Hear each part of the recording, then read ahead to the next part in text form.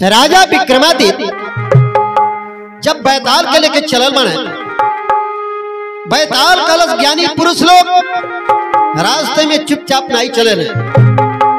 हमन पचन कुछ अपने में बोलत बतियावत चल जा या न तुझसे हम तो के एगो कहानी सुनावतानी, अगर बीचे में तू बोल देला तो हम तुरंत फिर यहाँ से उड़ जा। वो बैताल राजा विक्रमादित्य के कहानी सुनावता। एगो राजा बड़ा न्यायी रहना, उनके दरबार में एक इंसान आयल बा नौकरी करे खातिर। तब भइल का महाराज, अरे घरवा में राजा तुहरे करब नौकरिया,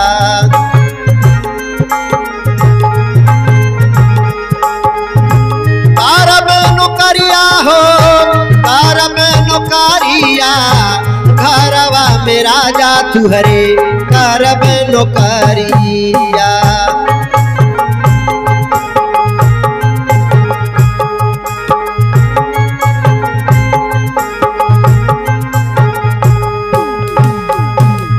राजा कहना ये कदिना का कितना रही मजूरिया, कितना रही मजूरिया।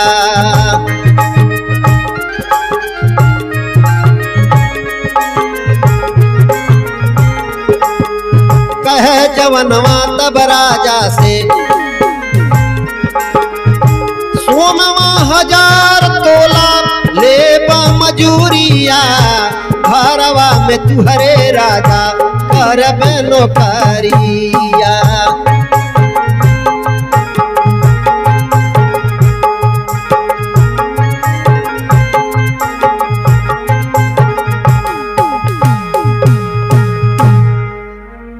बैताल राजा विक्रमादित्य से बतावता कि जवान जब राजा के दरबार में पहुंचल बा, कहल से महाराज हम आपके यहाँ नौकरी के चाहतानी।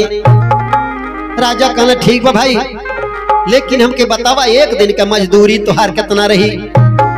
वो जवान बतावत बा रोजाना का मजदूरी हमारे 1000 तोला रही। राजा अपने मनवा में सोचता रहे बाप रे बाप, इतना कड़ा मजदूरी मांगता, का करी।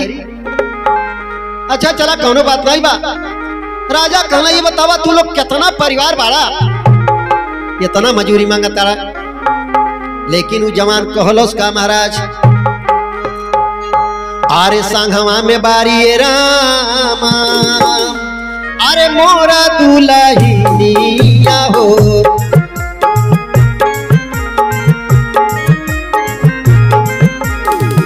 मोरा दुल्हनिया ए रामा, मोरा दुल्हनिया हो।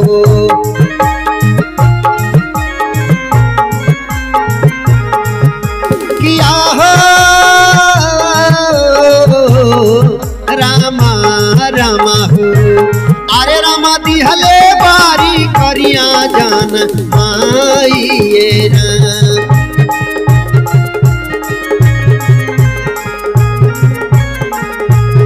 अरे रामा दिहली एगो करिना जाना माई राम।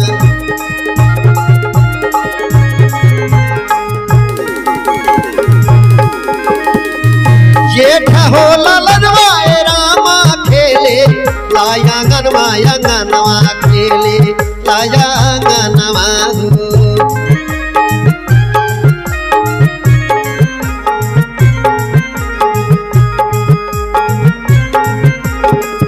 जेठ हो ललनवा ए रामा खेले लाया गनवा हो, खेले लाया गनवा हो।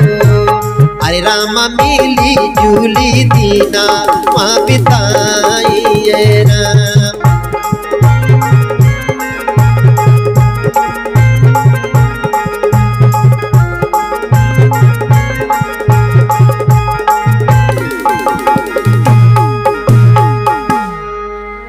वो लइका राजा से समझावता, हमार मेहरारू बा, एगो बिटिया बा, एगो बेटवा बा, हम बानी, हमन 4 परिवार बानी। राजा अपने मनवा में सोचता नहीं, 4 ही आदमी पर ही बड़ा मजदूरी मांगता। नौकरी लाग गइल बा, लेकिन वो लड़का का ड्यूटिया का लागल महाराज। कर राजा का निगरानी लड़का सारी रतिया,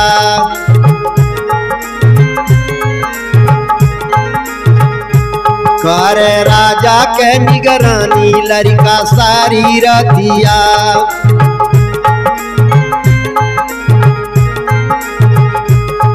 अरे सारी रतिया ओ सारी रतिया, सारी रतिया ओ सारी रतिया हो, करे राजा के निगरानी लड़का सारी रतिया।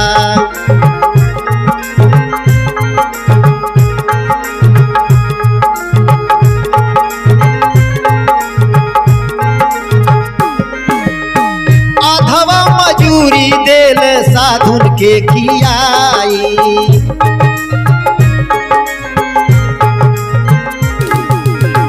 आधवा मजूरी देल साधुन के खियाई।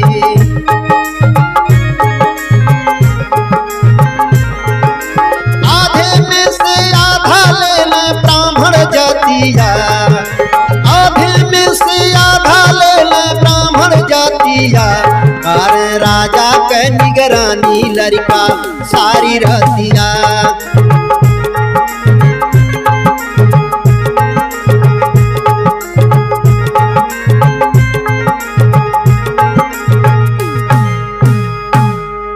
वह लड़का के राजा की यहाँ ड्यूटी लागल बा, दिन भर जौन मन हो तौन करा, जहां मन करे तहां रहा।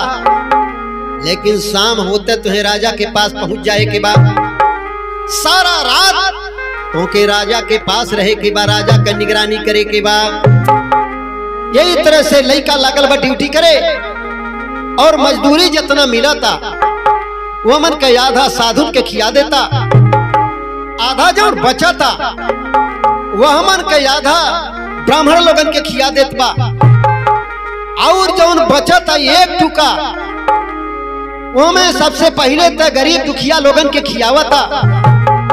सबके खैले पीले के बाद जो बचा था तो अपने खर्चा में लेत बा।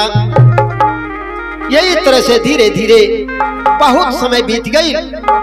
बैताल राजा विक्रमादित्य से बतावा था, हे राजा विक्रमादित्य, एक दिन राजा अपने सेनागृह में सुतल हन, लेकिन आधी रात में उनके कान में एक आवाज सुनाई देत बा। लागा था जैसे कौनो मेहरारू कहीं रोवतिया। राजा के आवाज मिलल आधी रतिया में,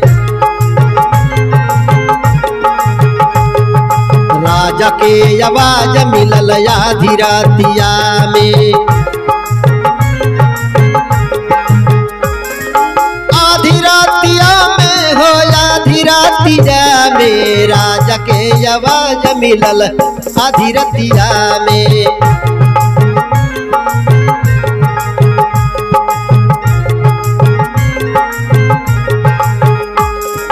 अपने नौकरवा के राजा समझवाला,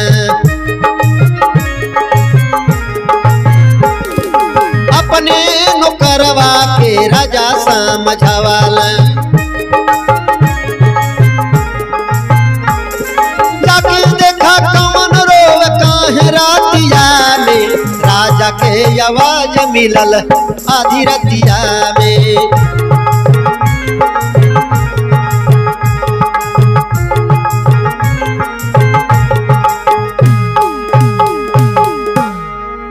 बैताल राजा विक्रमादित्य से बतावता, राजा की आधी रात के कान में आवाज आवता, कौनो मेहरारू कहीं रोवतिया। नौकर से बोलल माने, हे भाई जाके देखा ये आधी रात के समय में कौन मेहरारू है, काहे खातिर रोवतिया, ओकरे ऊपर कौन विपद पड़ल बा। लइका वहां से चल दहले बा, आवाज की अकनता आज आवता मरघट की तरफ से। लइका कैले का महाराज, मरघट तीरमा जाब पहुँच सुगनवा ताहिरे छनवा, देखल सुघरा जननवा ताहिरे छनवा।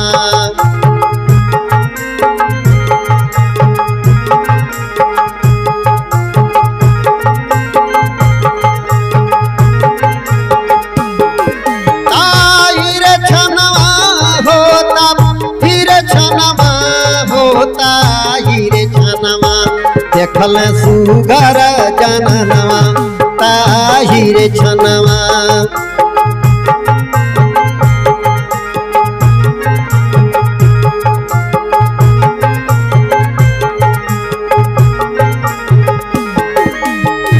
सागर शरीरिया पेन्हले रहली गहनवा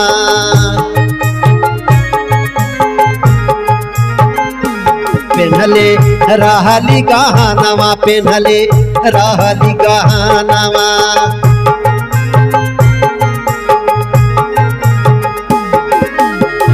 सागर शरीरिया पेन्हले रहली गहनवा ताही रे छनवा नाचे गावे समसनवा ताही रे छनवा।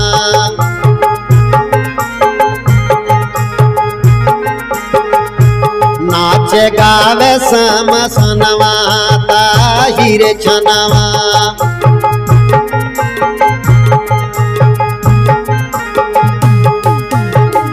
पारली नजरिया जब देखली सुगानवा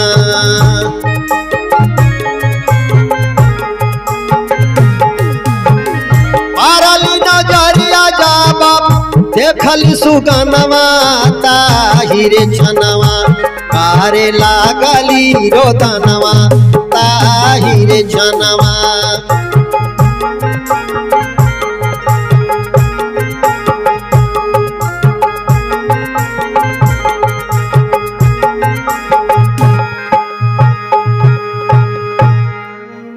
नारी के रोले के आवाज सुन के वो राजा का नौकर जाय के शमशान घाट के तीरे जब पहुंचल बा वहां देखो ता एगो जवान नारी सिर से पांव तक जेवर से लदरिया तनिके में नाचत गावतिया और तनिके में रोवतिया।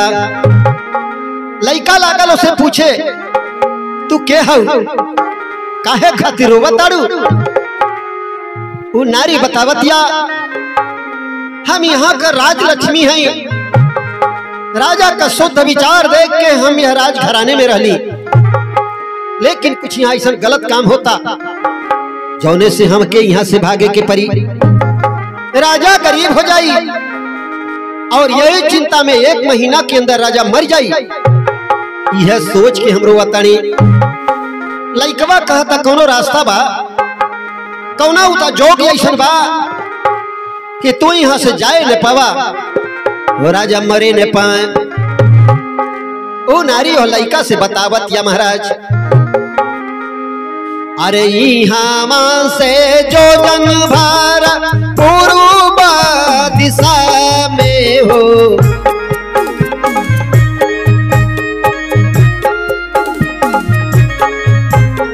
यहाँ से जो जन भार पूर्व दिशा में हो पाएगो देवी के मंदिर हो सुगानवा।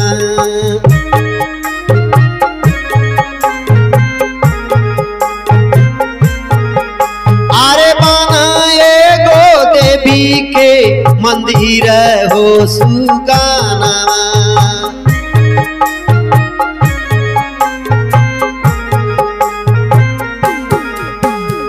कोई है 1000 वर्ष राजा के उमरिया हो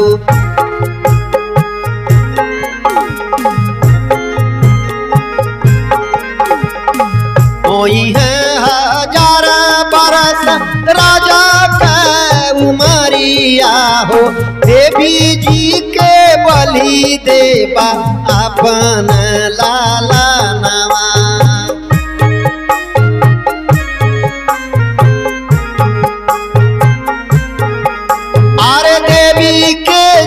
बलि देवा अपन लाला नवा।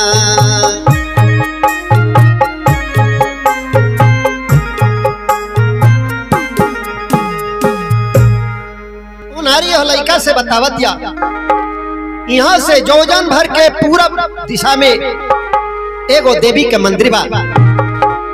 अगर वह देवी के मंदिर में तू अपने बेटवा के बलि चढ़ा दे तो राजा के उम्र 1000 वर्ष हो जाई और हम भी यह राज के छोड़ के जा बनाई। इतना बतिया जब लड़का सुन लेवा, सोचा था पहले चलिए अपने घरे मेहरारू लड़कन से समझी हमें विचार का लोग बनावता। तो लड़कवा कैलस का महाराज, अरे घर में अपने गैला सुगना दिहल सगरो खबरिया, दिहल सगरो खबरिया।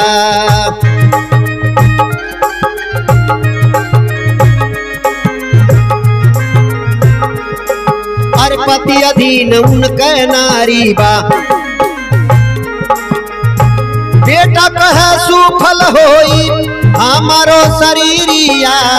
राजा के भवन में लइका करी है नौकरिया।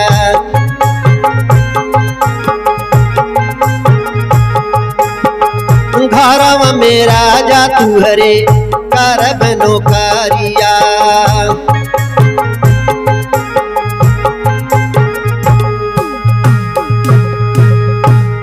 लइका अपने घरे पहुंच गई बा, अपने मेहरारू से सारा बात बतियोलस।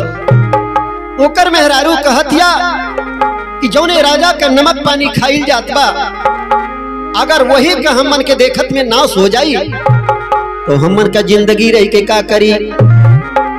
बेटवा से जब पूछले बाना, बेटवा कहता है पिताजी, एक तो ये नासवान शरीर एक दिन खुदा गायब हो जाई, कम से कम केहू के हक्के में शरीर लग जाई।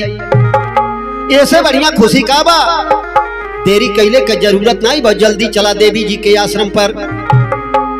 अरे चारों जनी गई रामा, अरे देवी के भवाना हो।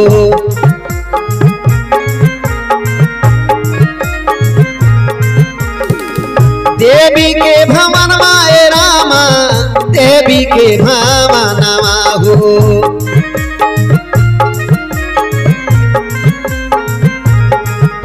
किया हो रामा रामा हो।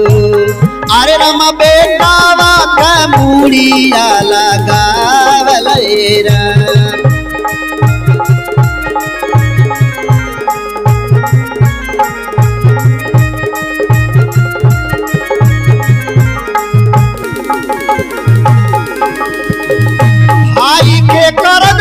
बहिनी तेजा दीपारानमा हो, तेजा दीपारानमा हो।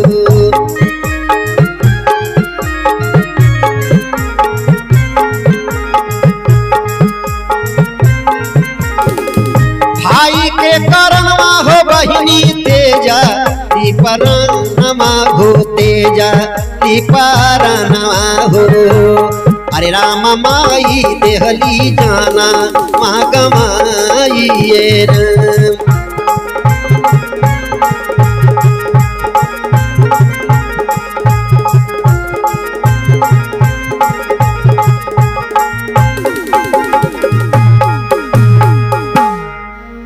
लइका जब अपने बेटा के साथ में लेके चलल बा, ओकर मेहरारू और ओकर बिटिया वो साथ में लग गई बाने। वही राती चारों लोग जाके पहुंच गए बाना वहां देवी के आश्रम पर। बैताल कहता है राजा विक्रमादित्य वहां पहुंचले पर अपने लड़का के ठड़िया के आउ जवान बलि जब चढ़ा देले बा, भाई के ममता जागल होकर जौन बिटियावा रहलू हो कटारी मार के मर जातिया। लेकिन ओकर मेहरारुआ जब देखले बा कि हमार बेटवा या बिटिया जब गायब हो गई न तो हम रही के का करब, तुरंत कटारी मार के ओकर मेहरारुओ ही मर जातिया। बैताल कहता है राजा विक्रमादित्य जौन राजा का नौकर रहल, जब देखा था हमार तीनों परिवार मर गई न तो फिर हमारे रहले से कौन फायदा बा। कटारी मार के अपना हूं ही मर जात बा।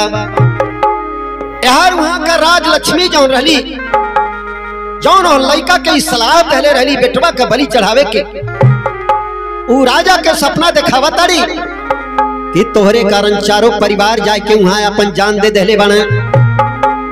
राजा चौकिया के उठल बने तब भइल का महाराज, राजा सुनले गईले देवी के भवाना।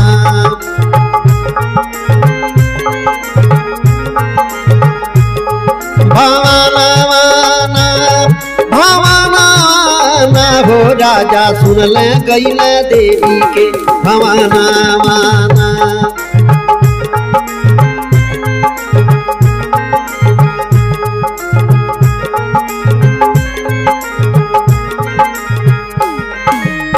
मोरे खाती मारी हो गईल चारों प्राणी।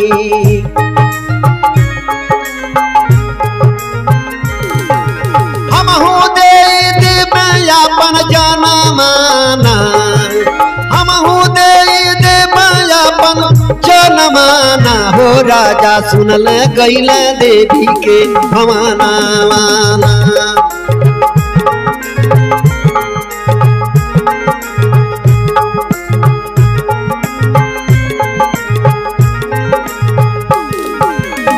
खिंचल कटारी तब देवी प्रकट भइली।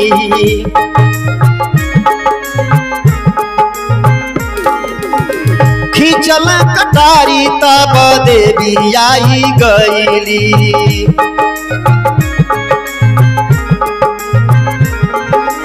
मांगा राजा हमसे वरदान माना, अरे मांगा राजा हमसे वरदान माना। वो सुनल राजा गईल देवी के भवाना माना।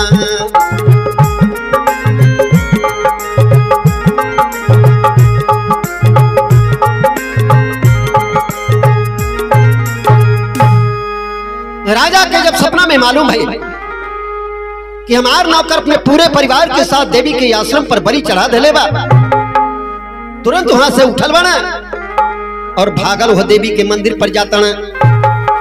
वहां पहुंचने सोचता न हमारे खातिर चारों मनई मर गई ना, हमारे ऐसा पापी संसार में क्यों नहीं बा। ऐसे बढ़िया बा यह पाप से छुटकारा लेवे खातिर हम अपन जान दे दें।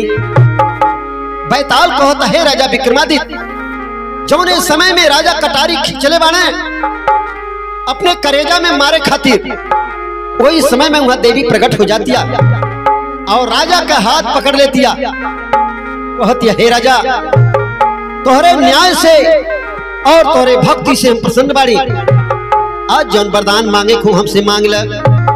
बैताल कहता है राजा विक्रमादित्य वो राजा उतनी समय देवी से केवल एक वरदान मंगले बा, लेकिन वो मंगलस का महाराज।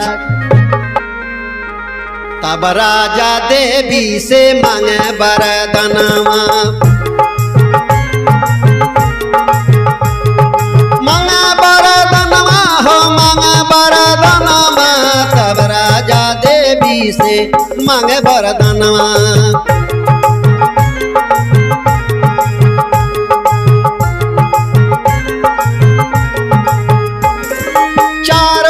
प्राणी के देहली जियाई, कहा बैताल के कर पुण्य बा महानवा। तब राजा देवी से मांगे वरदानवा।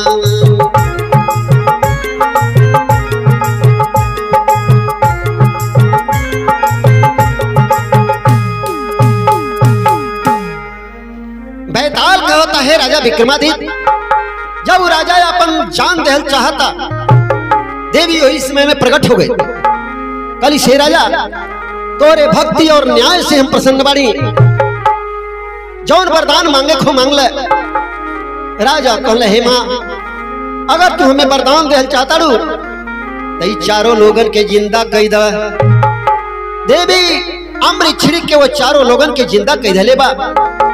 बैताल कहता है राजा विक्रमादित्य तू अपने के बड़का न्यायी बनाला, बतावा यमन केकर पुण्य ज्यादा बा, केकर पुण्य बड़ा बा। बापे के कहले पर लइका अपन जान दे देहलस, भाई खातिर वो बिटिया अपन जान दे देहलस, दोनों लइकन खातिर मेहरारू अपन जान दे देहलस, और एक राजा के बचावे खातिर अपने बेटवा के बलि चढ़ा देहलस जवान। लेकिन अपने नौकर खातिर एक राजा अपन बलि देता। बताओ यह पांचों में केकर पुण्य बढ़ावा। एक तरफ बैताल कहले रहल कि बोल देबा तो तोहर साथ छोड़ के हम जाके वही डारी पर लटक जा। एक तरफ राजा विक्रमादित्य के फिर बोले के मजबूर कर देता। राजा विक्रमादित्य न्यायी रहना और तुरंत मुंह से बोल देता न, अरे नौकर खातिर देहल चहल राजा अपन शरीरिया, राजा अपन शरीरिया।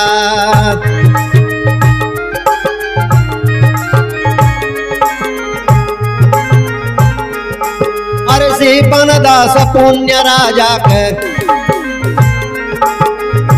सुनी बया तलवा लटकल पेड़वा के डारिया, राजा तुहरे घर करब नौकरिया।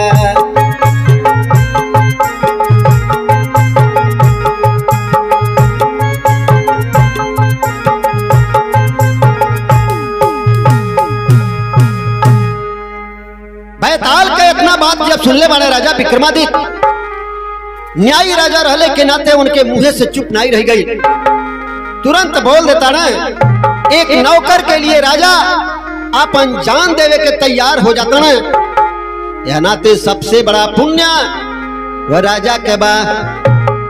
इतना बतिया सुनते भर में बैताल राजा विक्रमादित्य का संगरी छोड़ के जाके फिर पेड़े पर लटक गई। लेकिन आप लोग विचार करी, या पांचों में केकर पुण्य सबसे ज्यादा बा, एक एक कमेंट में जरूर लिख के बताई।